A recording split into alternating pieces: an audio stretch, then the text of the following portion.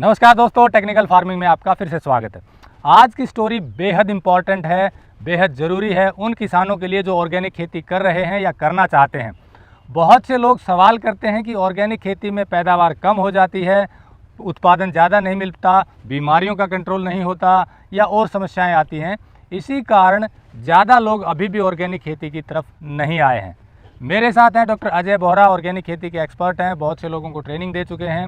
इनके ही मार्गदर्शन में एक किसान ने ऑर्गेनिक खेती शुरू की और जिस खेत में हम खड़े हैं उस किसान ने ये साबित कर दिया कि ऑर्गेनिक खेती हो सकती है, पहले साल ही पैदावार ली जा सकती है। सब कैसे किया जानेंगे डॉक्टर अजय बोहरा जी। टेक्निकल फार्मिंग चैनल को सब्सक्राइब करें और बेल आइकन भी दबाएं ताकि आगे आने वाले वीडियो की नोटिफिकेशन आपको मिलती रहे।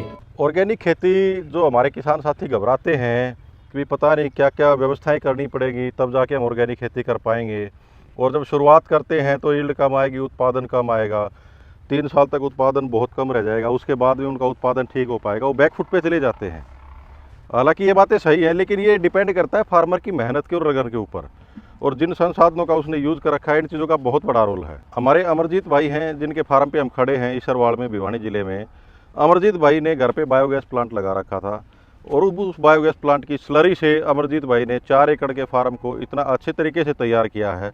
और उसकी स्लरी को, वेस्ट डिकम्पोजर को, लस्सी को, गुड़ को, गिनी चुनी चीज़ें हैं जो इजीली अवेलेबल होने वाली चीज़ें हैं, बाज़ार से कुछ भी नहीं लेके आना पड़ा और उन चीज़ों की मदद से इतना अच्छा फार्म तैयार है। इसमें हरा भरा सारा का सारा जो है ना बाग है, इसके अंदर ही इन्होंने इंटीग्रेटेड फार्मिंग कर रखी है, सब्जियां लगा रखी हैं। सब्जियों में पिछले 1 साल में लगभग 3.5 से 4 लाख का उत्पादन ले भी चुके हैं अभी तक, और सभी तरह की सब्जियों में बहुत अच्छे कामयाब हुए हैं। चाहे बेल वाली सब्जियां लगा लो, टमाटर लगा लो, भिंडी लगा लो, जो भी फसलें हम देख सकते हैं सारी अमरजीत जी ने इस फील्ड पे लगाई हैं। सारी तरह का कीट नियंत्रण अमरजीत ने आराम से किया है, सारी तरह के फंगिसाइड का प्रयोग किया है। कोई भी समस्या इनके फार्म पे नहीं है जिससे इनको परेशानी आई हो कि अजय जी हम फार्मिंग तो कर रहे हैं लेकिन इस चीज़ की परेशानी से हम इतने दुखी हैं कि भी करें या ना करें। तो अजय जी, जैसे मैंने शुरू में बताया कि अक्सर सवाल ये होता है कि जी शुरुआत में पैदावार घट जाती है और बीमारियों, अगर सब्जियों की खेती करें तो बीमारियां भी कंट्रोल नहीं होती। तो इस खेत में जैसा हमने देखा कि शुरू में ही अच्छी पैदावार इन्होंने सब्जियों की भी ली और इनके पौधे जो है 10 महीने के अमरूद के और किन्नू के हैं, मौसमी के, वो अच्छे चल रहे हैं। तो क्या फ़र्क है, किस तरह से होता है ये? इसका देखो मेन कारण ये है कि अमरजीत जी के पास बायोगैस प्लांट था घर पे। अमरजीत जी उसकी स्लरी को लेके आए खेत के अंदर और जितनी डेली की स्लरी निकलती है वो सारी खेत में आ जाती है और उस स्लरी में वेस्ट डिकम्पोजर को ये लोग यूज़ करते हैं। मान लो 1 ड्रम में 50 लीटर स्लरी डाल रखी है, उसके अंदर बाकी का वेस्ट डिकम्पोजर डाल दिया। ये लाइन में देख सकते हैं हम कुछ एक ड्रम रख रखे हैं, इन ड्रमों में अलग अलग कर दिया कि भाई जो पहला ड्रम है उसके अंदर मान लो वेस्ट डिकम्पोजर के साथ 5 लीटर लस्सी भी ऐड कर दी है, दूसरे ड्रम के अंदर, तीसरे ड्रम के अंदर, ये तैयार कर करके ऐसे डिकम्पोजर और स्लरी को 1 हफ्ते तक छोड़ते हैं। इसमें क्या रहता है कि अगर स्लरी में किसी भी तरह का फंगस वगैरह है तो एक तो उसको कंट्रोल कर लेता है, वेस्ट डिकम्पोजर के अंदर भी हमारी मित्र फंगस होती है, और दूसरा जो वेस्ट डिकम्पोजर में जो बैक्टीरिया हैं वो बैक्टीरिया उस स्लरी के अंदर मल्टीप्लाई होके गुड़ के साथ में, और उनकी तादाद करोड़ों में, अरबों में चली जाती है और वो इस फील्ड पे जाके काम करते हैं। ऑर्गेनिक फार्म सूक्ष्म जीवों की खेती है। ऑर्गेनिक फार्मिंग में कुछ ऐसा नहीं कि बाहर से कुछ लेके आ गए, घर के वेस्ट को प्रॉपर तरीके से मैनेज करके आप अपने फील्ड पे ले आए, उसका प्रयोग कर लिया, आपका ऑल इन वन सोल्यूशन वही हो जाता है।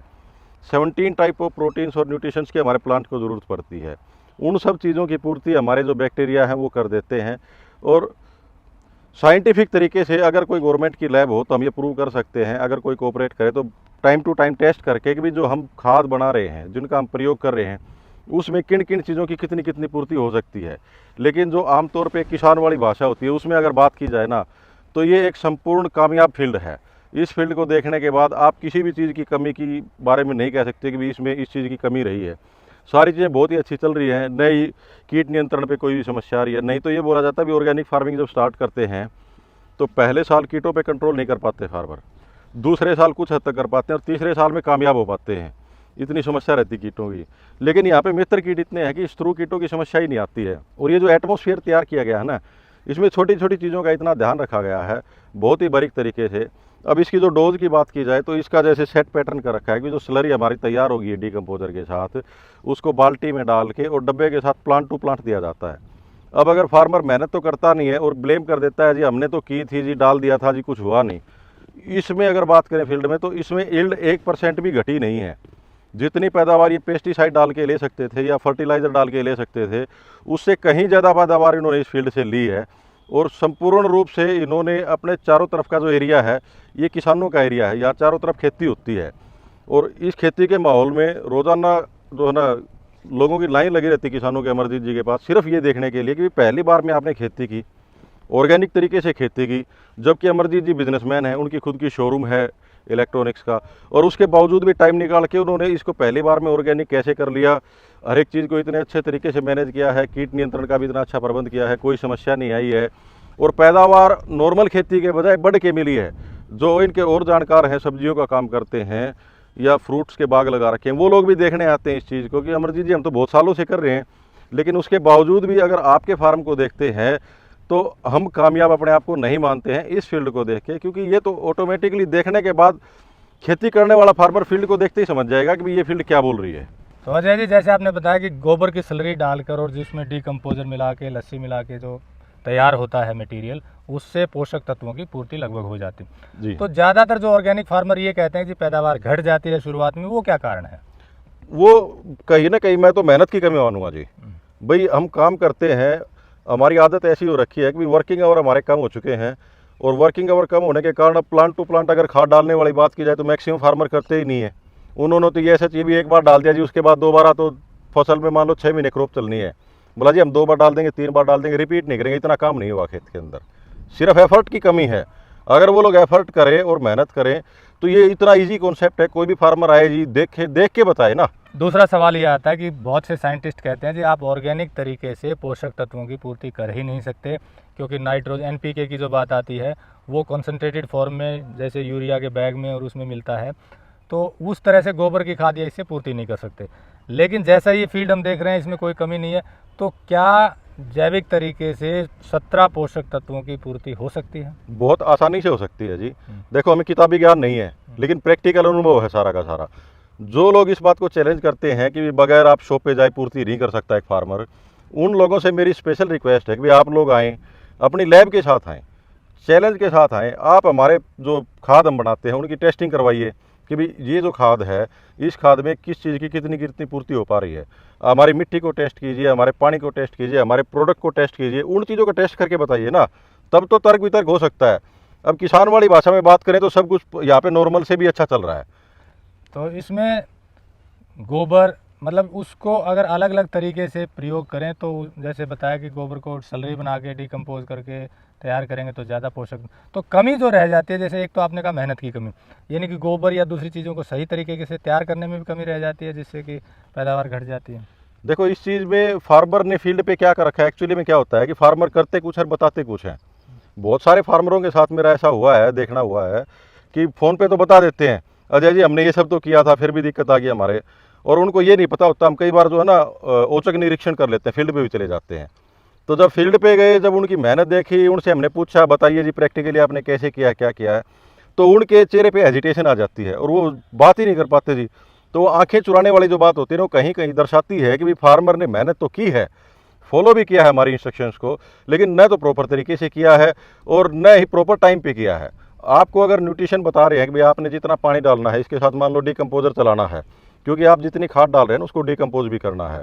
आपके खरपतवार है, खरपतवार को आपने मान लो मल्च कर दिया है ज़मीन के अंदर, तो उसको भी हमने खाद में डिकम्पोज करना है, कन्वर्ट करना है। अब उसमें कुछ डालेंगे नहीं, सब कुछ नेचर के ऊपर ही छोड़ देंगे, तो जो नेचर को हमने इनबैलेंस किया है ना, उसके लिए तो काम करना पड़ेगा ना बराबर लेके आने के लिए। उसके बाद तो नेचर काम कर लेगी, ज़मीन काम कर लेगी।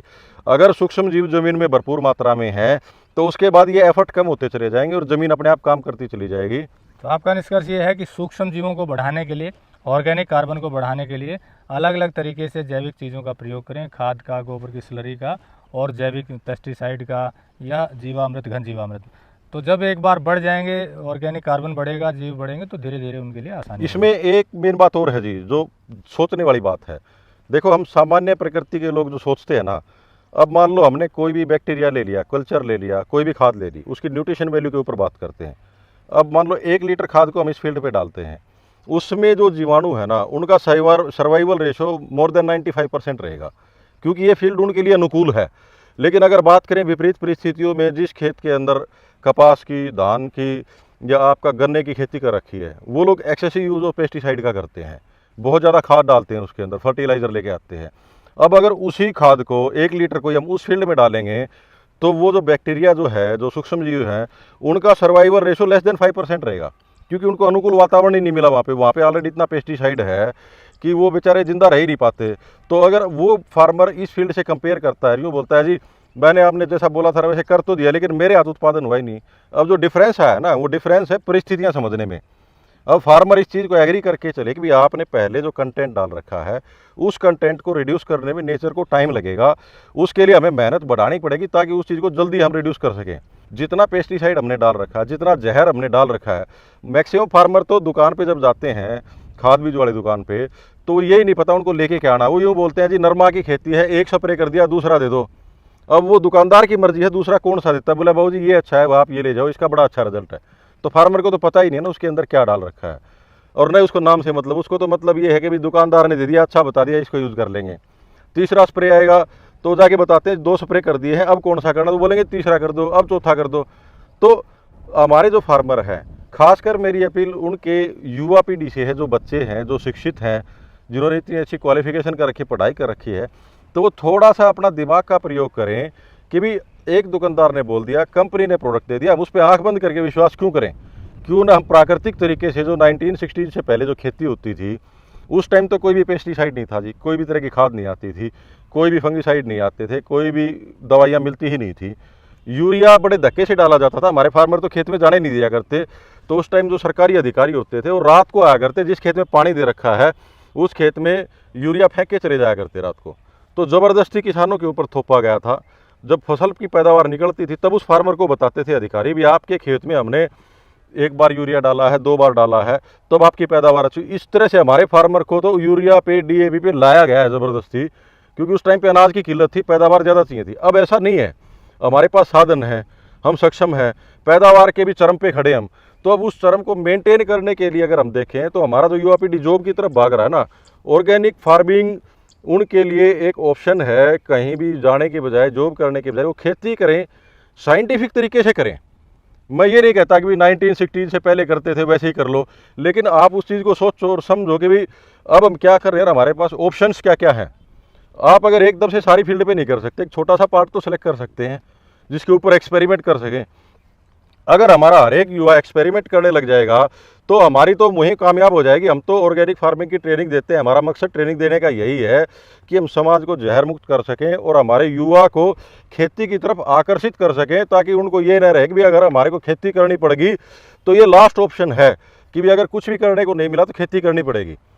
तो दोस्तों, जैसे डॉक्टर अजय बोहरा जी ने बताया कि यदि साइंटिफिक तरीके से ऑर्गेनिक फार्मिंग की जाए और सभी चीज़ों का ध्यान रखते हुए पोषक तत्वों की पूर्ति के लिए जो चीज़ें ज़रूरी हैं वो डाली जाएं, तो ऑर्गेनिक फार्मिंग में पैदावार नहीं घटती है, अच्छा उत्पाद तैयार होता है और खर्चा तो घटता ही है। तो हमारी इस मुहिम से जुड़ने के लिए टेक्निकल फार्मिंग चैनल से जुड़े रहिए, ताकि किसानों का भला हो सके और आपको भी शुद्ध उत्पाद मिल सके। नमस्कार, जय हिंद। अगर आपको यह वीडियो पसंद आया है तो ज्यादा से ज्यादा लाइक और शेयर जरूर करें। साथ ही चैनल को सब्सक्राइब करना ना भूलें।